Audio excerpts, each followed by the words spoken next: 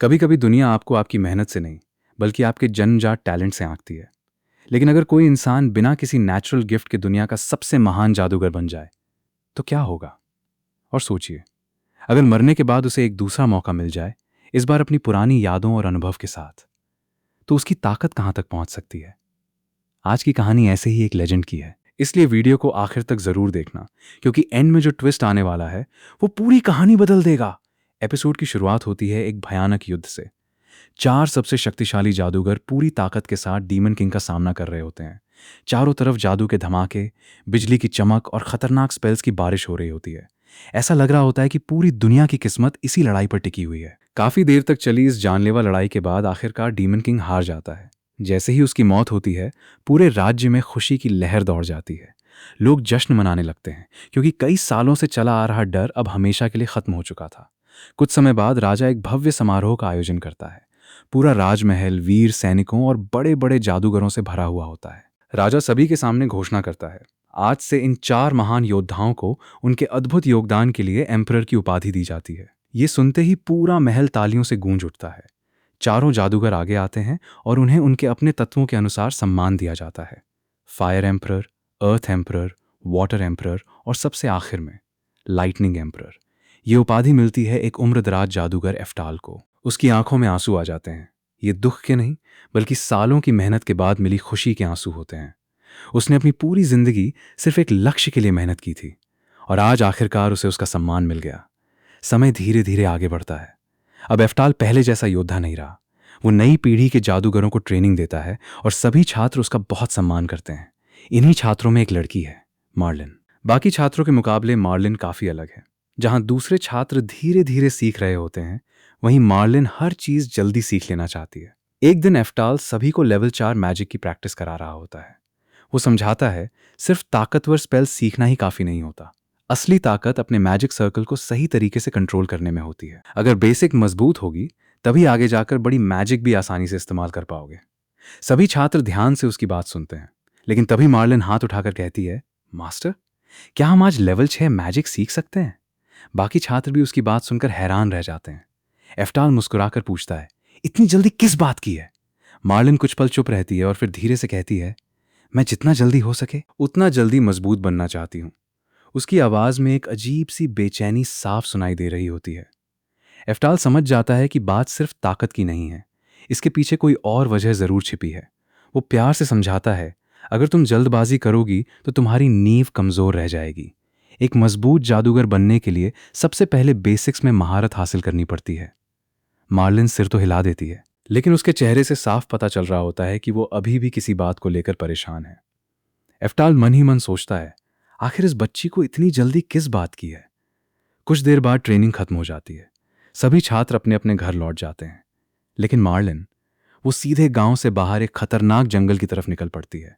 उसके कदम कांप रहे होते हैं, लेकिन आंखों में डर से ज्यादा एक मजबूत इरादा दिखाई दे रहा होता है। वो खुद से कहती है, अगर मुझे मास्टर का बोझ कम करना है तो मुझे जल्दी से जल्दी मजबूत बनना होगा।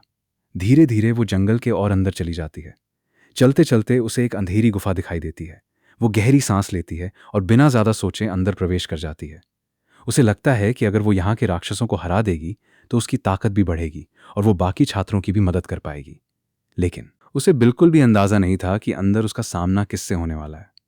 जंगल के अंदर हर कदम के साथ माहौल और भी डरावना होता जा रहा था। चारों तरफ घने पेड़, अजीब आवाजें और गहरा सन्नाटा। लेकिन मार्लिन के कदम नहीं रुकते। वो खुद से कहती है, अगर मुझे सच में मास्टर की मदद करनी है तो डरने का सवाल ही पैदा नहीं होता। कुछ दूर चलते ही उसे एक पुरानी गुफा दिखाई देती है। गुफा के अंदर से किसी खतरनाक जीव की आवाजें आ रही होती हैं। आम इंसान तो उसे देखकर ही वापस लौट जाए, लेकिन मार्लिन बिना समय गंवाए अंदर चली जाती है। उसे पूरा भरोसा था कि अगर वो यहां मौजूद राक्षसों को हरा देगी तो उसकी ताकत पहले से कहीं ज्यादा बढ़ जाएगी। लेकिन इस बार उसका सामना किसी साधारण मॉन्स्टर से नहीं होने वाला था। गुफा के अंदर पहुंचते ही अचानक जमीन हिलने लगती है। अंधेरे में दो चमकती हुई आंखें दिखाई देती हैं। अगले ही पल एक विशाल मॉन्स्टर उसके सामने आ जाता है। उसकी सिर्फ एक दहाड़ ही मार्लिन के पैरों तले जमीन खिसका देती है। वो तुरंत अपने मैजिक सर्कल को एक्टिव करती है और लगातार लेवल 4 विंड मैजिक से हमला शुरू कर देती है। 1, 2, 3। लेकिन कोई भी हमला उस मॉन्स्टर पर असर नहीं करता। ऐसा लगता है जैसे उसकी मोटी चमड़ी पर उन स्पेल्स का कोई प्रभाव ही नहीं पड़ रहा। अब मार्लिन समझ चुकी थी, अगर मैंने कुछ बड़ा नहीं किया तो आज यहीं मेरी कहानी खत्म हो जाएगी। मॉन्स्टर पूरी रफ्तार से उसकी तरफ दौड़ता है। मार्लिन अपनी पूरी ताकत जुटाती है। वो गहरी सांस लेकर अपने आसपास की विंड स्पिरिट्स को इकट्ठा करना शुरू करती है। हालांकि एफ्टाल ने अभी तक उसे यह स्पेल सीखने की अनुमति नहीं दी थी, लेकिन इस समय उसके पास दूसरा कोई रास्ता भी नहीं था। कुछ ही सेकंड में उसके हाथों के आसपास तेज हवा का भंवर बनने लगता है और फिर लेवल 6 विंड मैजिक! एक जबरदस्त हमला सीधा मॉन्स्टर से टकराता है। पूरा गुफा धमाके से कांप उठती है। धूल का बादल छा जाता है। मार्लिन कुछ पल तक वहीं खड़ी रहती है। उसे लगता है कि लड़ाई खत्म हो चुकी है, लेकिन जैसे ही धूल हटती है वो मॉन्स्टर अभी भी जिंदा खड़ा होता है। इस बार उसके चेहरे पर पहले से भी ज्यादा गुस्सा दिखाई दे रहा था। अगले ही पल वो बिजली की रफ्तार से मार्लिन तक पहुंच जाता है। मार्लिन संभल भी नहीं पाती और मॉन्स्टर का एक जोरदार वार उसे कई मीटर दूर फेंक देता है। वो जमीन पर गिर जाती है। उसके हाथ कांप रहे थे, सांसें तेज हो चुकी थीं।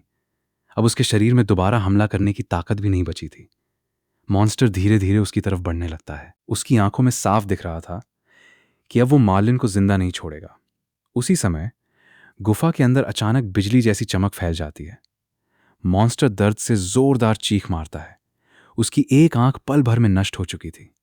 मार्लिन हैरानी से ऊपर देखती है और उसके सामने खड़े होते हैं मास्टर एफ्टाल। लेकिन सबसे मजेदार बात यह थी कि एफ्टाल का पूरा ध्यान मॉन्स्टर पर नहीं बल्कि अपनी शिष्या पर था। वो गुस्से में कहता है, मैंने तुम्हें साफ मना किया था कि अकेले जंगल में मत आना, फिर भी तुम यहां क्यों आई? मार्लिन चुपचाप सिर झुका लेती है। एफ्टाल आगे कहता है, तुम्हें जल्दी मजबूत बनने की जरूरत नहीं है। सही समय पर सब कुछ सीख जाओगी, लेकिन अगर अपनी जान ही खतरे में डाल दोगी तो सीखोगी क्या? मार्लिन कुछ बोल नहीं पाती। उसे पता था मास्टर की हर बात सही है। इसी बीच वह घायल मॉन्स्टर फिर से उठ खड़ा होता है। इस बार वो पहले से भी ज्यादा गुस्से में था। वो पूरी ताकत से एफ्टाल की तरफ दौड़ता है, लेकिन एफ्टाल उसकी तरफ मुड़कर देखता तक नहीं। वो सिर्फ शांत आवाज में कहता है, दिखाई नहीं दे रहा? मैं अभी अपने स्टूडेंट को समझा रहा हूं। और अगले ही पल वो बिना किसी मेहनत के अपना मैजिक सर्कल बनाता है। चारों तरफ बिजली की तेज चमक फैल जाती है। Level 10 lightning magic. सिर्फ एक स्पेल और पूरा मॉन्स्टर वहीं खत्म हो जाता है। न कोई लंबी लड़ाई, न कोई संघर्ष, एक ही वार में सब खत्म। मार्लिन ये सब देखकर पूरी तरह स्तब्ध रह जाती है। उसे एक बार फिर एहसास होता है कि उसके मास्टर आखिर कितने अविश्वसनीय रूप से शक्तिशाली हैं। दोनों वापस घर लौट आते हैं।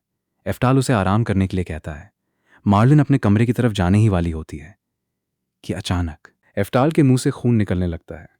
वो तुरंत अपना चेहरा दूसरी तरफ घुमा लेता है ताकि कोई उसे इस हालत में न देख सके। लेकिन इस बार बहुत देर हो चुकी थी।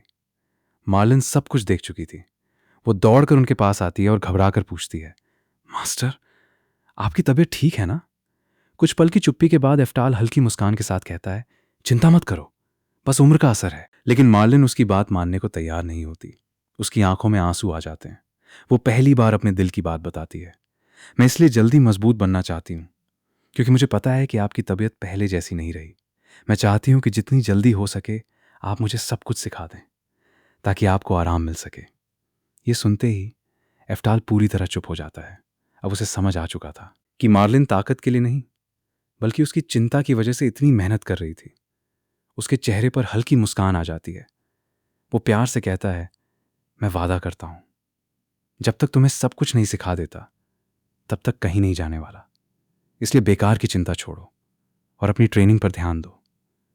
मार्लिन भी मुस्कुराने की कोशिश करती है, लेकिन उसके मन का डर अभी भी पूरी तरह खत्म नहीं हुआ था। उसे महसूस हो रहा था कि समय शायद उनकी सोच से भी ज्यादा तेजी से निकल रहा है।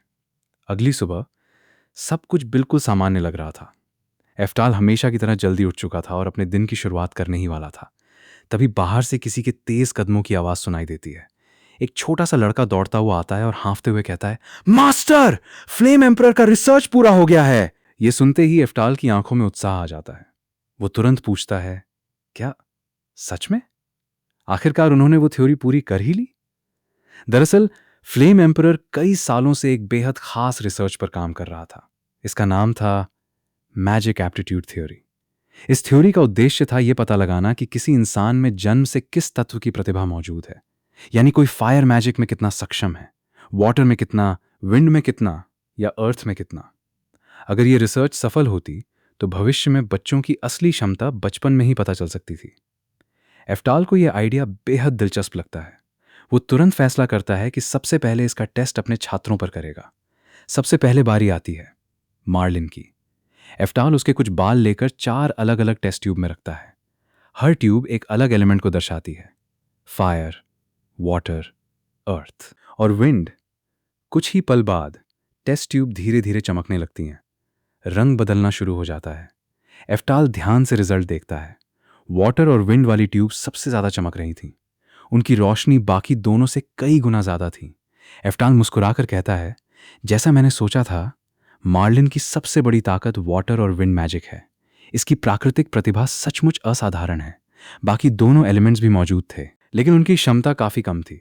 इसका मतलब साफ था, अगर मार्लिन सही दिशा में मेहनत करे तो वो भविष्य की सबसे ताकतवर जादूगरों में शामिल हो सकती है। मार्लिन ये सुनकर खुश हो जाती है, लेकिन एफ्टाल के मन में एक और सवाल उठता है। वो सोचता है, मैंने पूरी जिंदगी सिर्फ मेहनत की है, कभी ये जानने की कोशिश ही नहीं की कि मेरी असली क्षमता आखिर है क्या। कुछ पल सोचने के बाद वो फैसला करता है कि आज अपना टेस्ट भी करेगा। वो अपने कुछ बाल निकालकर उन्हीं टेस्ट ट्यूब में रख देता है। कमरे में मौजूद सभी लोग उत्सुकता से इंतजार करने लगते हैं। कुछ सेकंड बीतते हैं, लेकिन कोई रंग नहीं बदलता। 1 मिनट, फिर 2 मिनट, फिर भी कुछ नहीं। चारों टेस्ट ट्यूब बिल्कुल वैसी की वैसी रहती हैं। कमरे में अजीब सी खामोशी छा जाती है। एफ्टाल को यकीन नहीं होता। वो सोचता है, शायद मुझसे कोई गलती हो गई। वो दोबारा टेस्ट करता है, इस बार पहले से भी ज्यादा सावधानी से, लेकिन रिजल्ट फिर वही। एक भी एलिमेंट प्रतिक्रिया नहीं देता। ऐसा लग रहा था जैसे उसके अंदर किसी भी प्रकार की प्राकृतिक मैजिक एप्टीट्यूड मौजूद ही नहीं है। अब एफ्टाल पूरी तरह शांत हो जाता है। बाहर से वो सामान्य दिखने की कोशिश करता है, लेकिन अंदर से उसका दिल टूट चुका था। रात हो चुकी थी, पूरा घर सो चुका था, लेकिन एफ्टाल की आंखों में नींद नहीं थी। वो अकेला बैठा अपनी पूरी जिंदगी के बारे में सोच रहा था। उसे अचानक कई पुरानी बातें याद आने लगती हैं। उसे याद आता है कि चाहे उसने कितनी भी मेहनत की हो, बाकी 3 एम्परर्स हमेशा उससे थोड़ा आगे ही रहे। वो सोचता है, तो यही वजह थी, मेरे पास जन्मजात प्रतिभा ही नहीं थी। मैंने जितनी ऊंचाई हासिल की, वो सिर्फ अपनी मेहनत से हासिल की। अगर मेरे पास भी प्राकृतिक प्रतिभा होती तो शायद मैं उनसे भी आगे निकल जाता। इन सवालों का जवाब मिल गया था, लेकिन यह जवाब उसे खुशी नहीं बल्कि गहरा दर्द दे रहा था। उसकी आंखों से आंसू बहने लगते हैं। वो अपने पूरे जीवन को याद करता है। डीमन किंग से लड़ाई, अपने साथियों के साथ बिताए साल, मार्लिन, अपने सभी छात्र, हर एक याद उसके सामने घूमने लगती है। वो हल्की मुस्कान के साथ कहता है, कम से कम मैंने कभी हार नहीं मानी। जो भी पाया अपनी मेहनत से पाया। धीरे धीरे उसकी सांसें कमजोर होने लगती हैं। उसकी बीमारी अब अपने आखिरी पड़ाव पर पहुंच चुकी थी और कुछ ही देर बाद दुनिया का महान लाइटनिंग एम्परर हमेशा के लिए अपनी आंखें बंद कर देता है। लेकिन क्या सच में उसकी कहानी यहीं खत्म हो गई? बिल्कुल नहीं। अचानक चारों तरफ तेज रोशनी फैल जाती है। जब एफ्टाल अपनी आंखें खोलता है तो खुद को एक रहस्यमयी जगह पर खड़ा पाता है। उसके सामने एक दिव्य अस्तित्व मौजूद था। वो मुस्कुराकर कहती है, स्वागत है एफ्टाल। एफ्टाल चारों तरफ देखकर समझ जाता है कि वो अब जीवित नहीं है। दिव्य आवाज फिर कहती है, तुमने अपनी पिछली जिंदगी में असंभव को संभव किया, इसलिए तुम्हें एक और मौका दिया जा रहा है। एफ्टाल बिना किसी डर के मुस्कुराता है। उसके चेहरे पर इस बार पछतावा नहीं बल्कि उम्मीद दिखाई दे रही थी। उसे एहसास था शायद इस बार किस्मत उसके साथ होगी, लेकिन उसे बिल्कुल अंदाजा नहीं था कि अगले जन्म में उसका इंतजार एक ऐसे चमत्कार से होने वाला है जो पूरी दुनिया को हिला देगा।